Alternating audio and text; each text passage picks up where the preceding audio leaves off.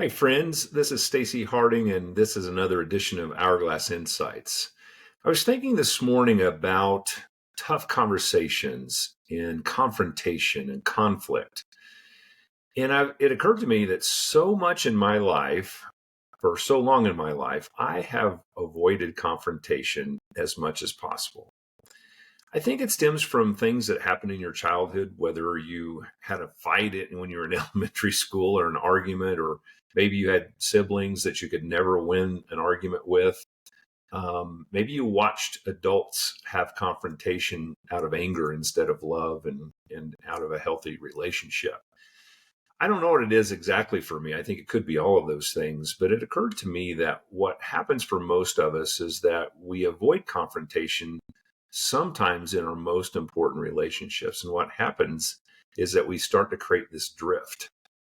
And when drift occurs, it's harder to come back to that confrontation because now there's this underlying distrust in the relationship that the slightest conversation that could be perceived as criticism is no longer based upon two people who are trying to consider the best for each other in the relationship with unconditional regard, positive regard, and love for each other. Now it's about a defensive ego.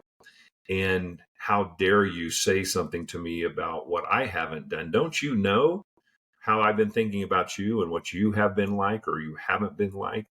And it just leads to such unhealthy relationships. And these can go on for decades. And ultimately, they don't end well, either through indifference or hard breakups, leaving employment relationships, all those things. And I've personally experienced that. So I think I know what I'm talking about in this case. So, anyway, I think that if we could ever have the mindset that says confrontation is not only healthy, but it's required of us to have long term, healthy, loving relationships, particularly when we do it out of a position of love and humility. We can't come into a conversation that's difficult and say, I'm going to tell you everything's wrong with you and you better listen. That doesn't work. That's not healthy confrontation. But if the confrontation comes something like this, listen, you are so important to me. Our relationship is so important that I would never want any unspoken concerns to lead to perceptions that really aren't true for either of us, because I think it will only be harmful to us. I think we're both committed to this relationship in a healthy way. And so I just had this concern about how we're interacting with one another in this area. And you go from there. So I don't know if I've mastered it, but I'm sure working on it. I hope that it's something you're considering in your relationships as well. Here's what I do know.